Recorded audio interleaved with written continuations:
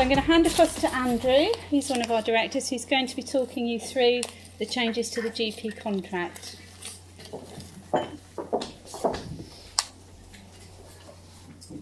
For those of you who don't know about Lentells, we are a firm of accountants. We have a specialist team who deal with healthcare matters. We have 4 directors and a team of specialist staff based in our office in Chard. We currently act for over 160 practices, many across the southwest. And I'm going to talk about the contract changes from 1st of April. Now, most of you will know about the contract changes, but I am going to run through them in detail. And there are some quite interesting things going on. Generally, it's incredibly positive, financially. Well, I thought it was. So there's been some key changes. The global sum has increased. So it's gone up from £80.59p to £85.35p. That's £4.76 per patient, based on your weighted list size. So £4.76p increase, well, okay, that doesn't sound a lot. 10,000 patients, nearly £50,000 extra funding.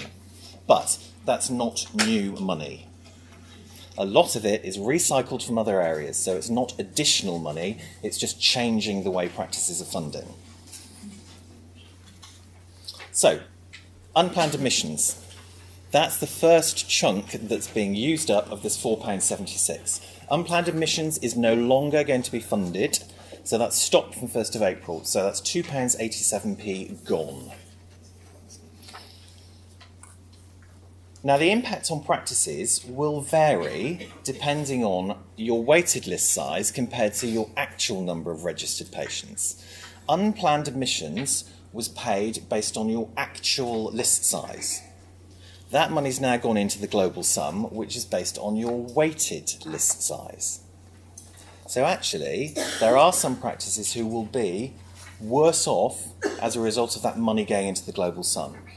So if your weighted list size is lower than your actual list size, you will lose money as a result of that contract change. So each practice will need to look at whether they're going to be better or worse off as a result of that contract change. Now, in terms of the weighting, in terms of the global sum, no change. We have had exactly the same formula for calculating the weighted list size since the contract came in 2004. All the way along, they keep talking about potential changes to the weighting. Nothing has happened. This year, there are quite strong indications that there may be a change from 2018 in terms of the way the weighting is calculated. At the moment, the significant thing is for deprivation. There is insufficient weighting for deprivation. So it's likely from 1st of April 2018, they will introduce a larger factor in the weighting for deprivation. That's something that's being negotiated at the moment. Learning disabilities. At the moment, you get paid £116 per learning disability health check. And that's for individuals who are aged 14 and over. There is a huge increase, 21% increase in funding for learning disability checks. So it's now up to £140 each one. That can be quite a big earner for practices. The other thing that's come in is indemnity cost reimbursement. The MDU, the MPS, the MDDUS have all increased massively.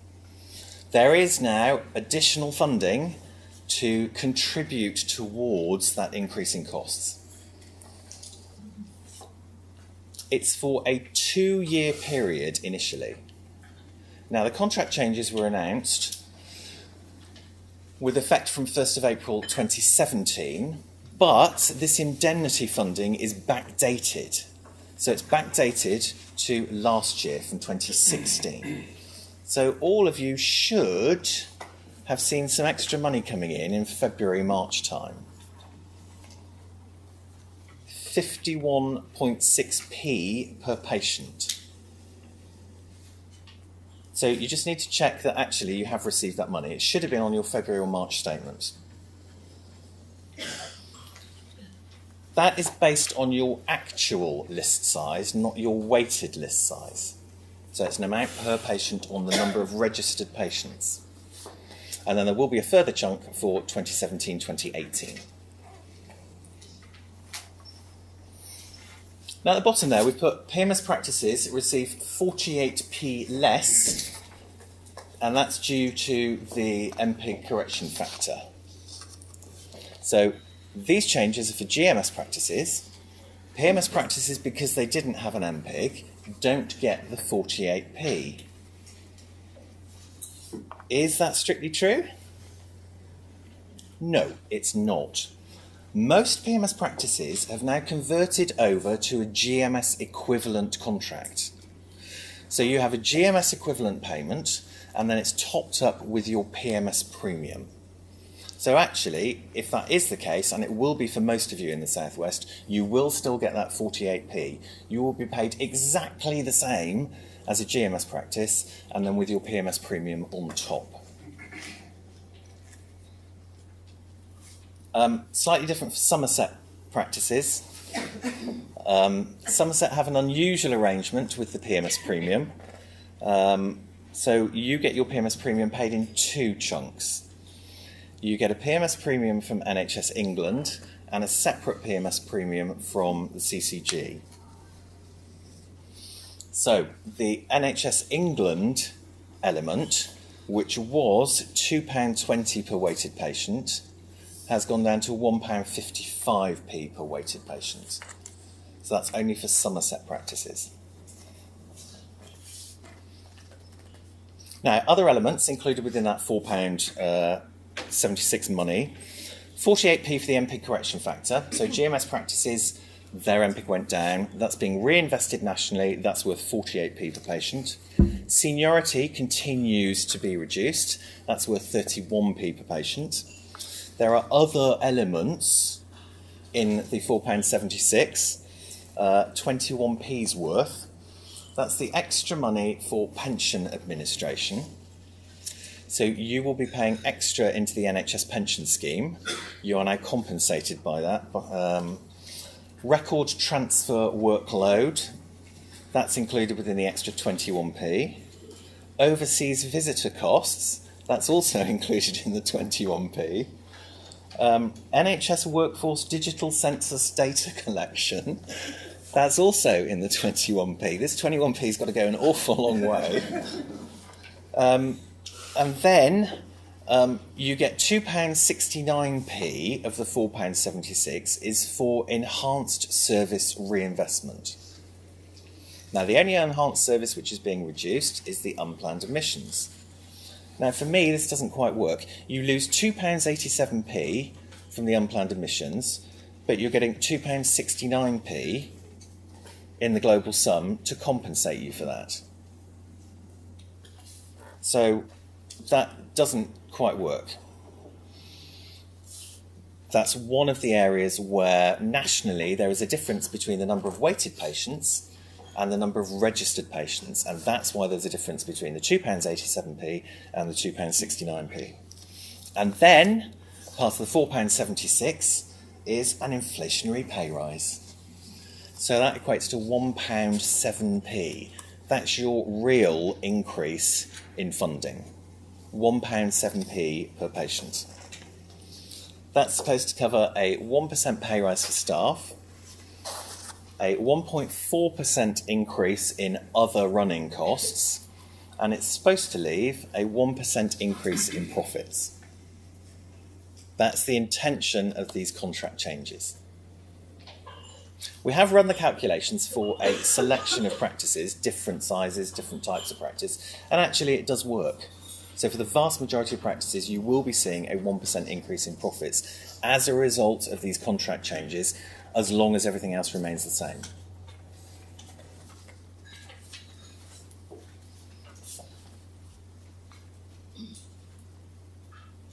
So, financial impact. This is an example. It's a one-site practice. It's based on a list size of 7,732. That's not just some random number. That is now the new national average practice list size. So in terms of funding changes, increase in global sum, reduction for the unplanned admissions, more money for learning disabilities. You then get your CQC reimbursement. So, part of the contract changes, historically, practices have been required to pay for the CQC registration, and that's an annual amount which has been increasing and is likely to increase further. From 1st of April, that is now absolutely directly reimbursable in the same way that your rates are. So you can claim reimbursement for your CQC registration fee directly from NHS England. You have to pay it, you send that receipt to NHS England, they will reimburse that money to you.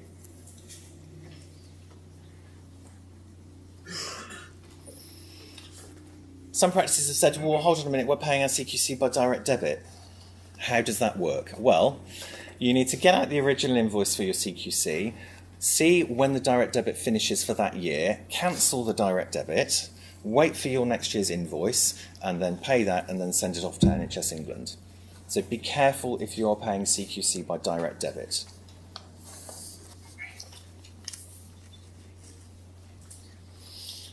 Now for this practice, there's an increase in funding of £17,000. Fine. That will vary depending on your practice. It depends on your list size, it depends on your list size per partner, it depends on the difference between your weighted list size compared to your actual number of registered patients. It will depend on how many sites you've got, because actually you will make a bigger saving in the CQC registration fees because they are higher for a practice based on more than one site. Other things we aren't included on the slide, the out-of-hours opt-out charge used to be, historically, 6%. But it's 6% of the global sum. But as they keep stuffing more money into the global sum, they've had to reduce that percentage. So it's reduced again. Last year it was 5.15% of the global sum. It's now gone down to 4.92% of the global sum. So that's your out-of-hours opt-out. For PMS, it works slightly differently. You were charged £4.15 per patient. It's now £4.20. That will only apply to those practices who have not moved over to a GMS equivalent contract. And the vast majority of you are on GMS equivalent contracts. Other money that you need to look out for: repatriation of documents. Who knows what repatriation of documents is? Oh, not many. You should have received some money for that, and it should have come in February, March time.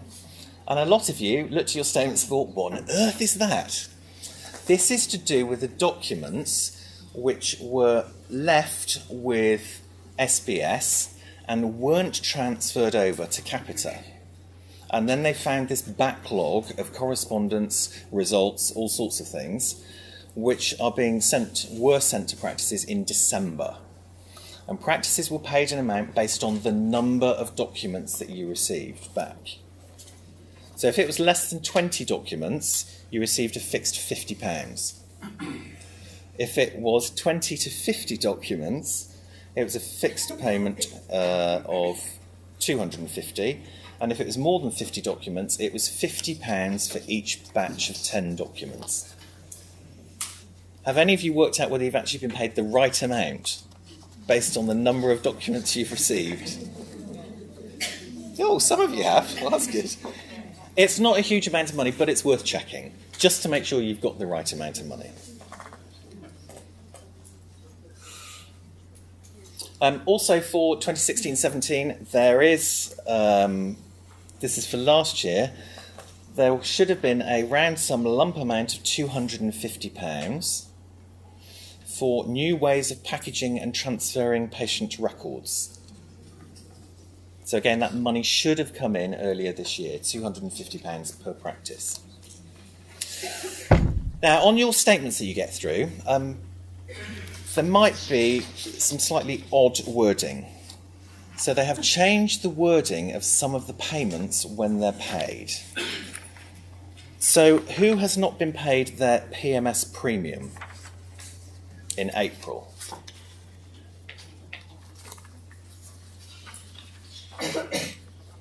Who was paid their PMS premium in April? I don't think so. It is called something else. Absolutely. So, what's it called? I can't remember either.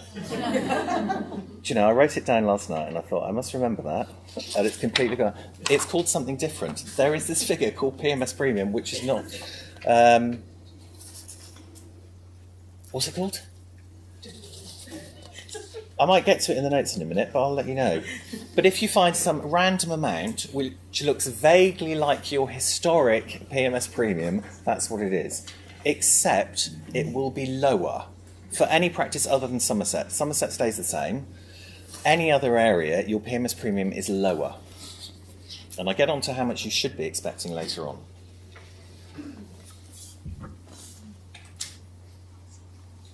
So other financial reductions. Well, seniority is being reduced. Everyone knows seniority is being reduced. That started in 2014. It's over a 6-year period.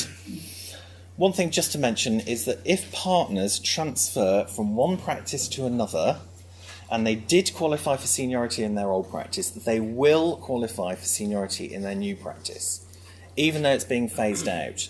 We've had this argument with NHS England over lots of practices where they say, well, no, they don't qualify. Yes, they do. If they qualified in their old practice, they will qualify in their new practice. So that's just something to keep an eye on. So, reduction to seniority, 15% reduction each year. There's another reduction in April 2019 and then full withdrawal from April 20. So partners will not get any seniority money from April 20. MP correction factor, that's being phased out over a 7-year period. How many years are we through that 7-year period?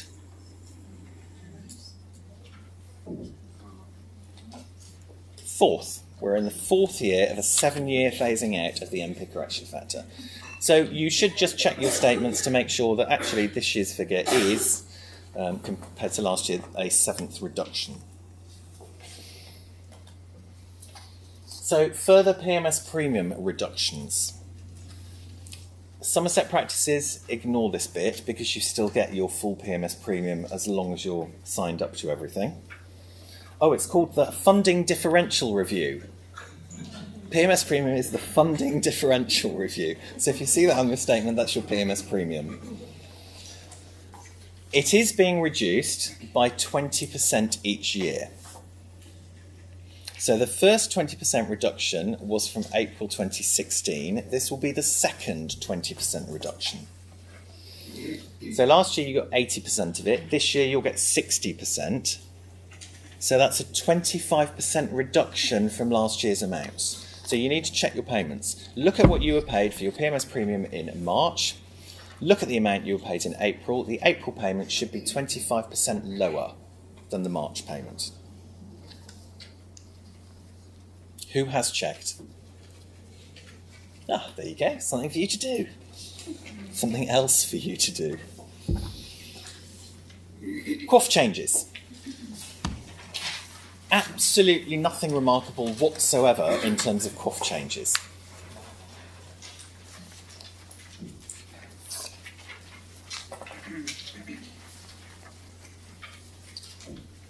The value of a QOF point has increased. It's gone from £1.65 to £165 to £171. That seems like a nice little rise. Great. What's the impact on each individual practice? Absolutely nothing.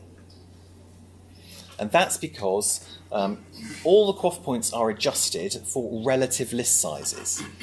So it takes your practice list size, compares it to the national average, and then that's multiplied by the value of the QOF points. They have increased the national average list size. So once you do the calculation, the value of each point for your practice will stay exactly the same as it was last year, assuming that your list size has stayed the same. So national average list size is now 7,732. There has been over the last few years a gradual increase in the national average list size. That's because of practices closing and practice mergers. So nationally, yes, practices are tending to get slightly larger. not as large as they would like them to be, but it is gradually increasing.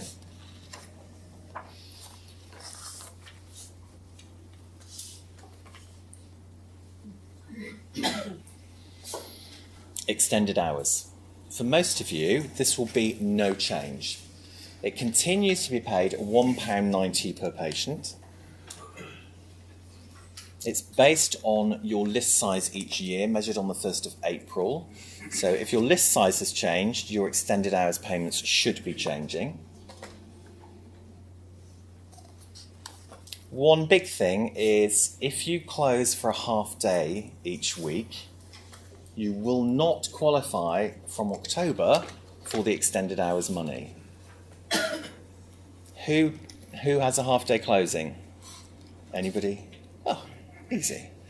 It doesn't mean that if you close for a half day for training that you lose the money. That's not that at all. It's for those practices who are regularly closing every Wednesday afternoon, say. They won't qualify for the extended hours.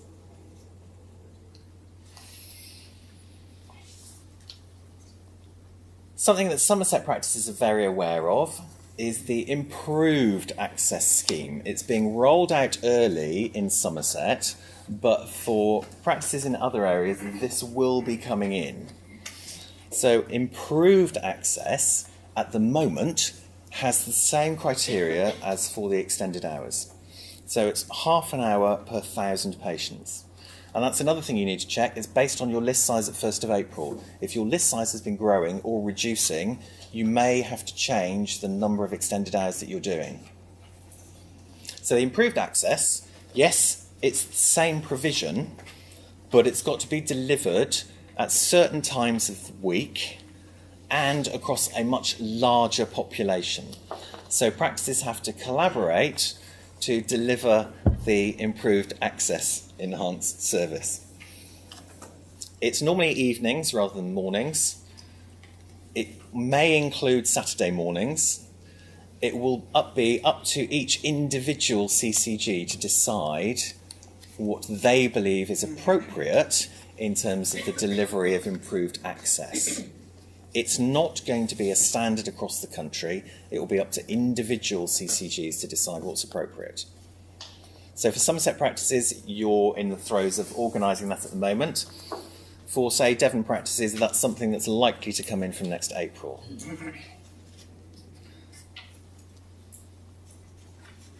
There is extra money for that, maybe. If you're a GMS practice, there will be extra money. If you're a Somerset PMS practice, it's likely there won't be any extra money, but you will have to do it in order to keep your PMS premium money.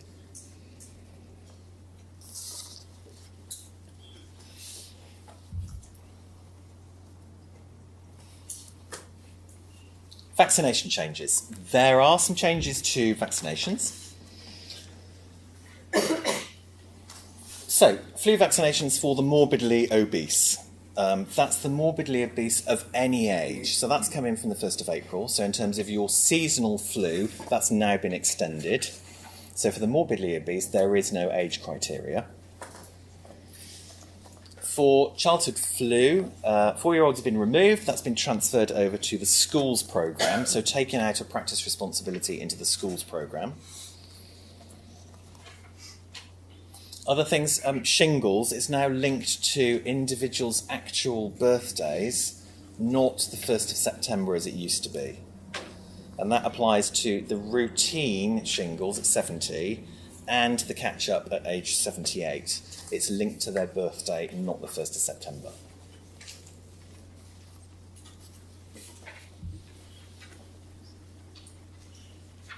Severe frailty.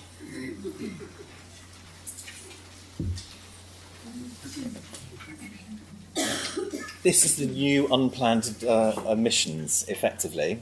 It's coming in from the 1st of July. It's part of the requirements for your core funding. So this is included as part of your GMS Global Sum or your PMS baseline.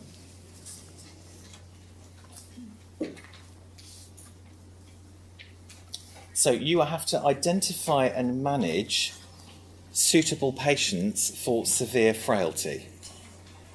You have to record whether it's moderate or severe frailty, and you've got to use an appropriate tool to identify those patients.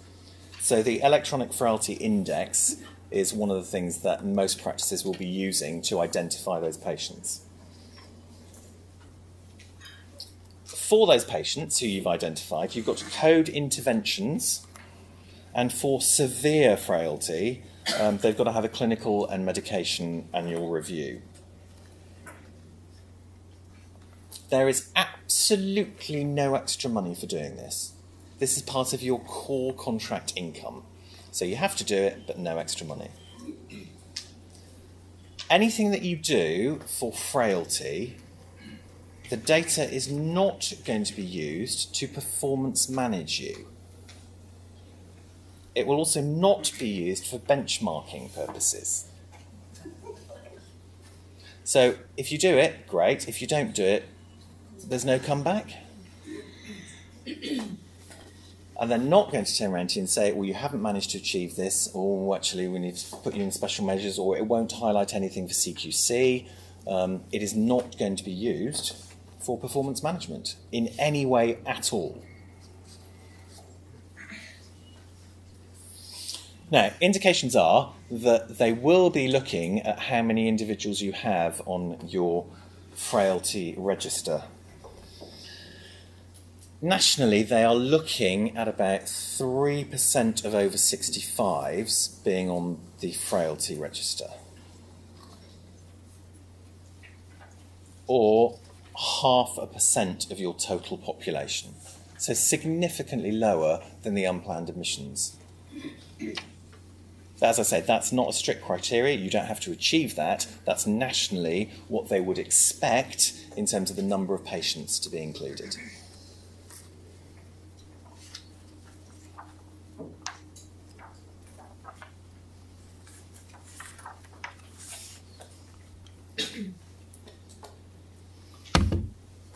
So, practical points. CQC fees, as I've said, you need to pay that. You need to submit the invoices for reimbursement.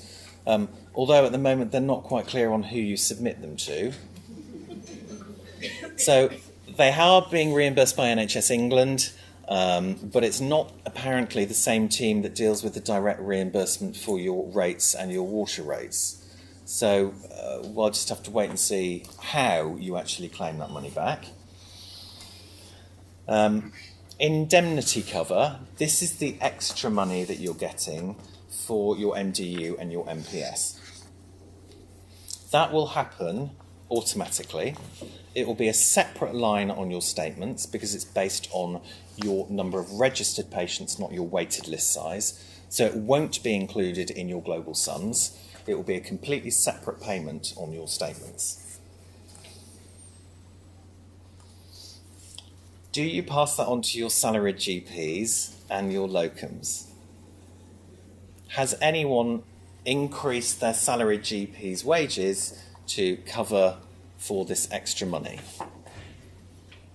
Now, if your practices that are paying the MDU and the MPS for your salaried GPs, you don't have to take any action because actually the costs will increase because you're paying their MDU. The intention is that this money isn't just for partners. They've made it quite clear nationally that this is for all GPs. So it's for partners, it's for salaried GPs, and it's for locums. So if you need to alter their salaries, how much is it worth? Any ideas? Sorry? Peanuts. Peanuts, yeah. Now, some locum agencies have already increased their locum rates on the 1st of April to take account of the fact that practices will now be receiving this reimbursement. So, for example, the Somerset Locum Agency have increased their fees by £2.50 per session to pass that on to the locums. Now, I've worked out the figures and I don't think it is £2.50. I work it out as £2.17p per session. But that's based on an average practice where a whole-time equivalent works 8 sessions and the average list size is 1,750 per whole-time equivalent GP. That means you get extra funding of £2.17p per session worked. So if you are going to pass it on to your salaried GPs, then that's the sort of figure you ought to be looking at, £2.17p per session. It's not a contractual requirement that you pass that on to your salaried GPs, and it's not a contractual requirement that you pass it on to your locums. Locum rates are a negotiation. How much are they going to charge you? What work are you expecting them to do? And that's a negotiation. So it's not automatic, but it's something that you need to look at.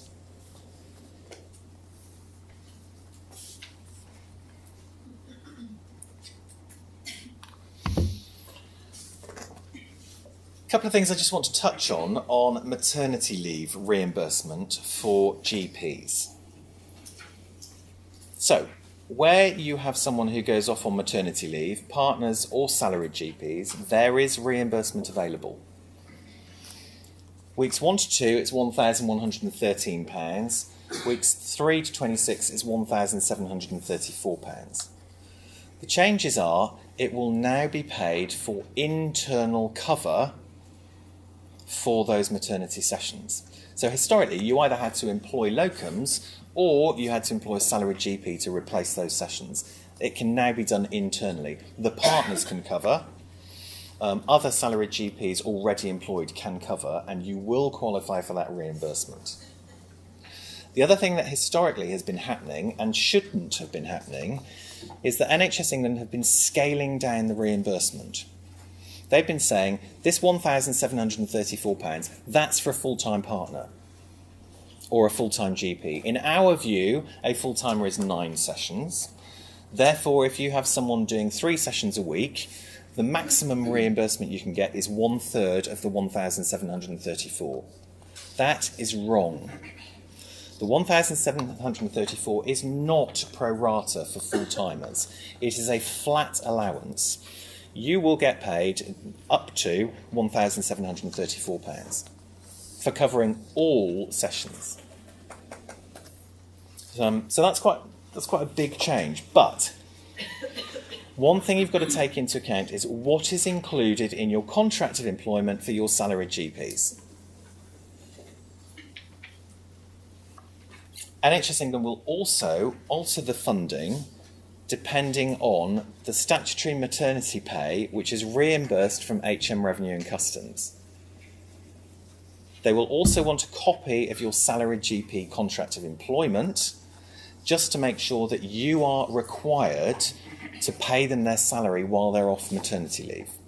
There are some contracts where there is no payment for maternity leave, in which case you won't qualify for any reimbursement from NHS England.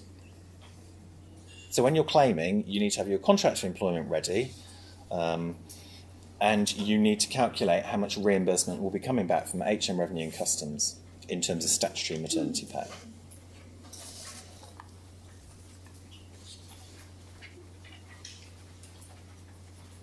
The big change, the most significant change, the most expensive change. I don't know how long this will be around. I don't think anyone has properly costed how much NHS England is going to have to fork out for sick leave reimbursement.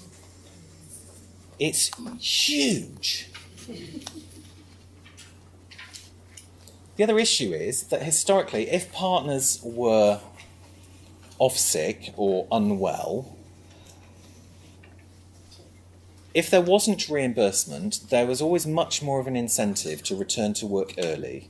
In a lot of cases, too early. Actually, it's that partner's business. The finances are impacting on the other partners. There's that sense of guilt. So people push themselves to come back too early. Now that sick leave reimbursement is being funded, there will not be such a great incentive to come back too early, which means that partners, salaried GPs, will potentially be off for longer.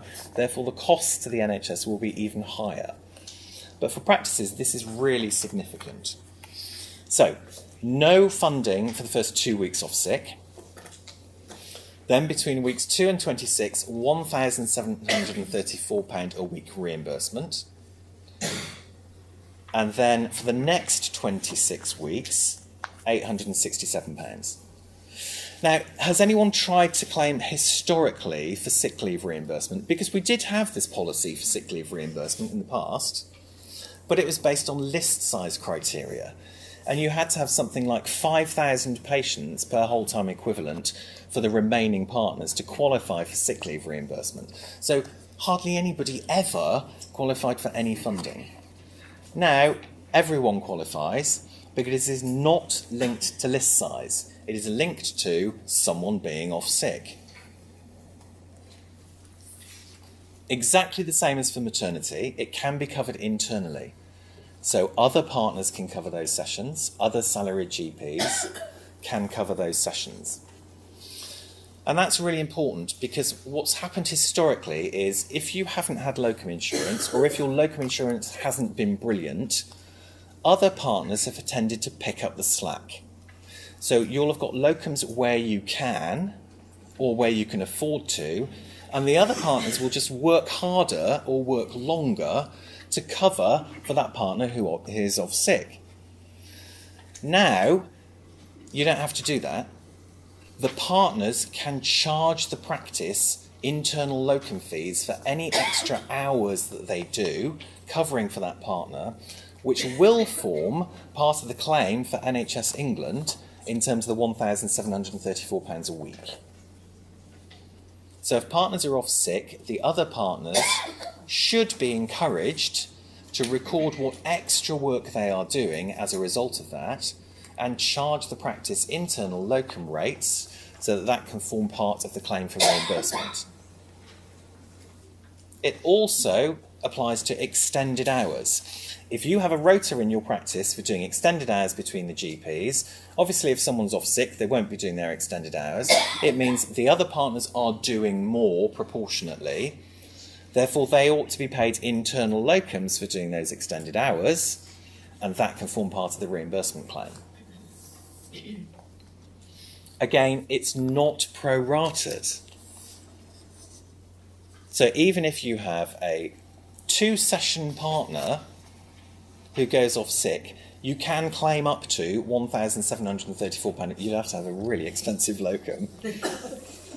But generally speaking, no, that's a flat £1,734. So you get reimbursed either the amount you paid out on locums or £1,734 per week, whichever is the highest. Whichever is the highest? Yeah. No, whichever is the lowest. Anyway. So if you spend £1,500 a week on locums, you'll get £1,500 back. If you spend £1,900 a week on locums, you'll get £1,734 back. It is encouraging practices to replace partners who are off sick in full.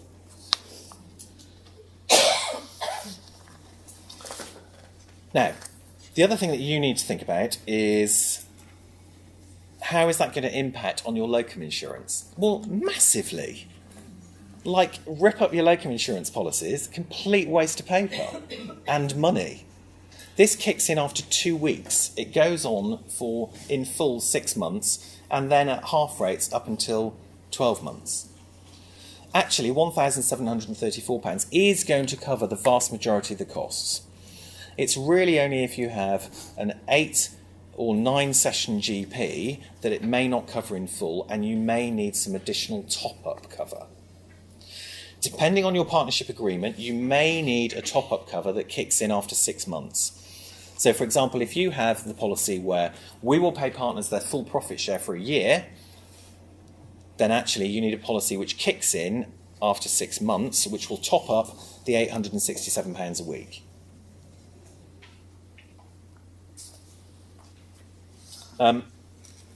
Just be careful, though, with your locum insurance policies because some have extra benefits. So they will make additional payments if partners go off on maternity leave. They'll give you a £5,000 bonus, or paternity leave, they'll give you a chunk of money. This scheme, this new NHS England scheme, does not cover compassionate leave or jury service, whereas a lot of locum insurance policies will. So you might want to change your policies to get a specific policy for jury leave service. or for compassionate leave. But it's going to be an awful lot cheaper than the current locum insurance you're paying. In some practices, it's the partners that pay the locum insurance. Some partners might get slightly confused about what's locum insurance and what's permanent health insurance. They need to be cancelling the right policy. They don't want to be cancelling their permanent health insurance. Permanent health insurance is the one that kicks in after 12 months. If they are completely unable to return to work, they're effectively kicked out of the partnership, and the permanent health insurance then kicks in and pays them until they are age 60. They do not want to be cancelling their permanent health insurance accidentally. It's the locum insurance that they need to review and change. The NHS England scheme is not linked to previous claims. It's not linked to a history of illness. There are no criteria. If someone goes off sick, you can claim the money. How does it apply to phased returns? So quite often, someone may be off for 3 or 4 months, and they'll come back on a phased return. So not doing their full number of sessions.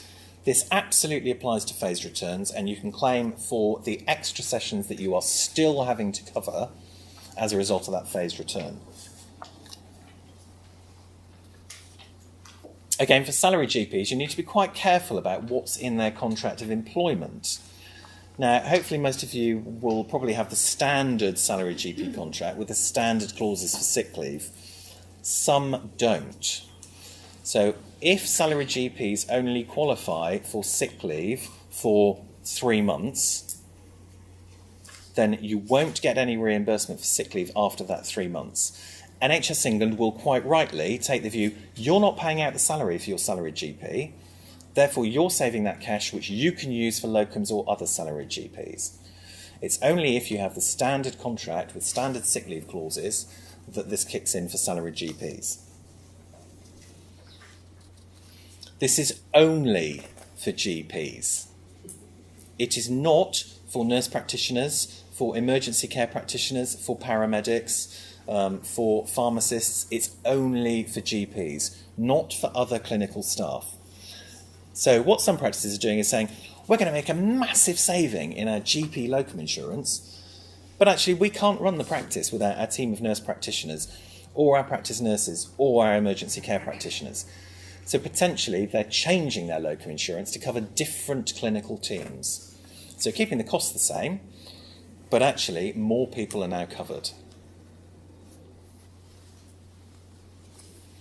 Has anyone tried to claim yet under this new NHS England scheme for sick leave? Okay, if you try to, it'll be quite tricky. I have had dealings with a couple of practices where they have tried to claim. NHS England's view is, well, we haven't got the form yet. Well, I don't care. We're forking out £2,000 a week in locums. We need the money. Yeah, you have to wait till the form's published. Right, when will that be? Oh, probably not till July, August time. Right, well, we can't wait then for this money. Oh, well, don't know. That's not really helpful. You need to push for the money. Does it qualify if you had a partner who's been off sick since November last year? Does this kick in from the 1st of April? Absolutely it does. But you speak to NHS England and they will say, no, for someone who has been off sick since last November, this funding will not kick in from the 1st of April. They are wrong.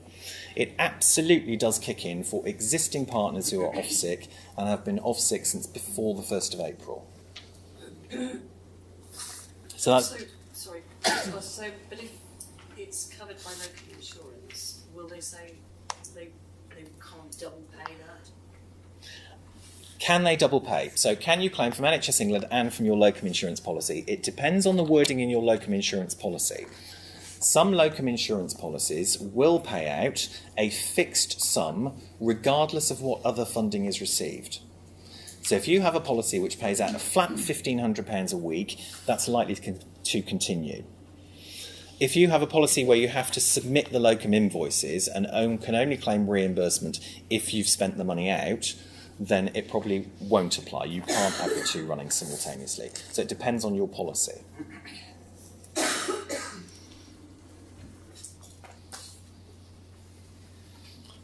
So, contract changes from 1st of April. There are some non-financial changes.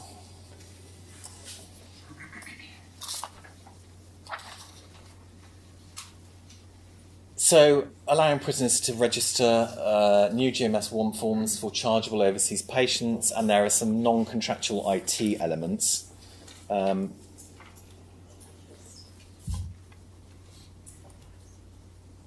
terms of costs, you are now paying more for the privilege of being part of the NHS pension scheme. Apparently it's much more expensive to administer than it ever has been. So you are being charged an extra 0.8%. That to me indicates that actually you're going to get a first-class service now. You're paying shed loads more money, they're going to get their act together. That would be nice, but I wouldn't hold your breath. This is being applied to the employer's element. So the 14% that you currently pay for your staff and your GPs, that has increased to 14.38% from 1st of April. So you are paying more for being part of the NHS pension scheme. Doesn't mean your pension's any better. This is just to cover additional administration. So other costs, the national minimum wage, that's increased from £7.20 to £7.50 for the full rate of the national minimum wage. GP retainer scheme.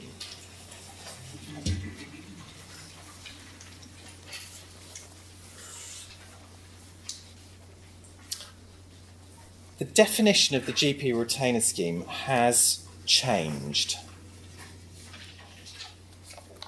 It now applies to anyone who is considering leaving general practice, or who may have left due to personal reasons, or someone who's approaching retirement and might want greater flexibility. So the scope of the retainer scheme has widened quite considerably. Now, I'll get onto this in a minute, but that's really important. Retainer scheme is for a maximum of 4 sessions per week. The funding has increased. It used to be £59 per session. It's now nearly £77 per session. That's the reimbursement the practice will receive for employing a retainer. There is also now a professional expenses element, which is paid to the practice and you pay that on to the retainer. It's normally for a 5-year period, but it can be extended for a further 2 years. So it can be a 7-year retainer scheme. Now, I read all these details and I read the contract changes, and my immediate thought was, fine, we'll slap our salary GPs straight onto the retainer scheme and we'll get funded by £76.92p per session plus a CPD allowance. That'll save me 14 grand for each salary GP. Fantastic. There is nothing to stop you doing that, because it is for people who are considering leaving general practice. Well, which GP is not considering leaving general practice? It's for those approaching retirement. Well, GPs in their 50s are approaching retirement. This will be ideal for them. If you have salaried GPs who do 4 sessions a week or less, this is fantastic. It could mean an extra 14 grand for each one. So if you employ 2 salaried GPs in their 50s, fantastic, you're getting an extra 28 grand a year. Well, yeah, we did think about that, but the person wouldn't do it because it means they can't do locums. They can only work 4 sessions a week and they can't do it. It will depend on the individual circumstances of your salaried GP. Yes, if you're on the retainer scheme, it does limit their ability to do work outside. Absolutely. But for some, this will work really well. So it's something for you to consider. Andrew, what happened to the sick? Sorry? What happened if you put them on the retainer scheme and they went sick long term? If they Thanks, Jane. The retainer scheme pays out based on the sessions that they have worked. So if they go off sick, you don't get the retainer reimbursement, but they would qualify for the sick leave reimbursement. Absolutely. Which would be worth more money, so that's fine.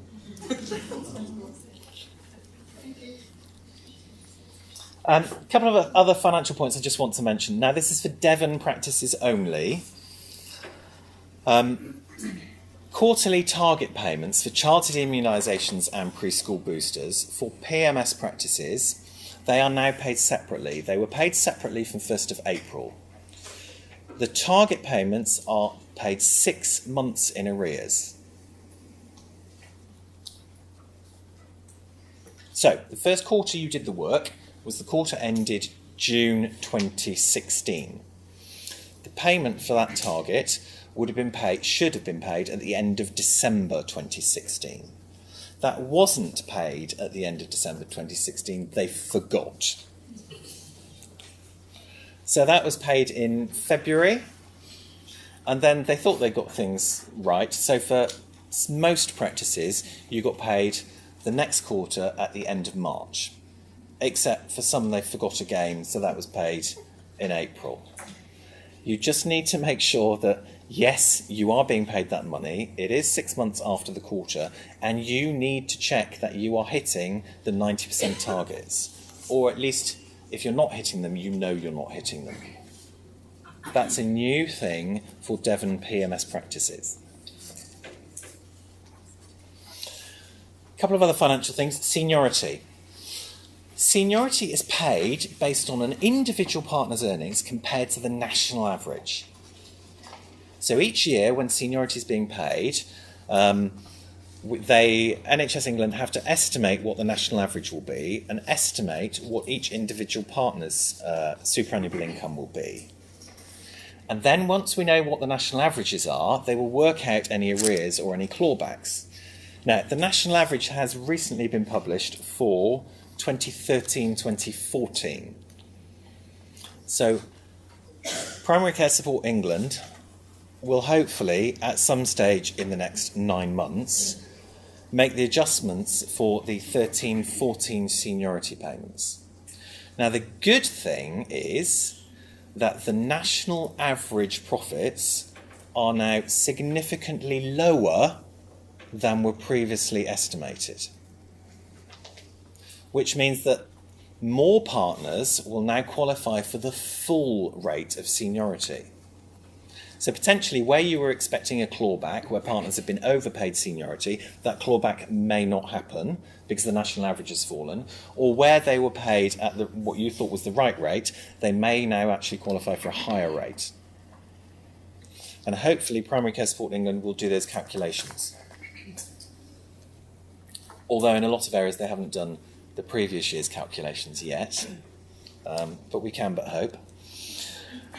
Other things in terms of finances, we were expecting new premises directions.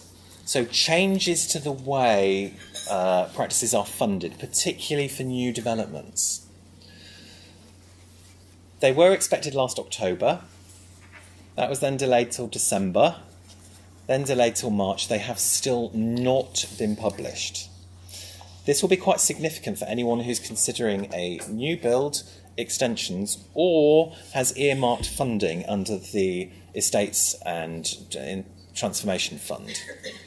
Because potentially these new premises directions, it's expected, will say that you can now have 100% support from the ETTF funding. So whereas before you'd only get a grant for 66%, potentially any extensions or new builds could be 100% funding from ETTF funding. But again, those are directions that we're waiting for.